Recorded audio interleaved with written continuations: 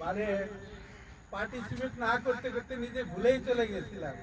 আমি উদিতির ব্যস্তা ছিল বাংলার কালচার আসলে আমাদের প্রকৃতি থেকে যে কালচারটা সৃষ্টি হয়েছে সেটা হয়েছে আমাদের এই বাংলা নববর্ষটা প্রকৃতির সাথে যোগাযোগ। এই প্রকৃতিতে প্রাচুর্য আছে এবং এখানে শস্য শ্যামল বাংলাদেশ। হ্যাঁ, এখানে নদী নালা, মাছ চাষ, মাছের আয়োজন, নৌকা বাস, নানান রকম অনুষ্ঠান আয়োজনে ভরপুর।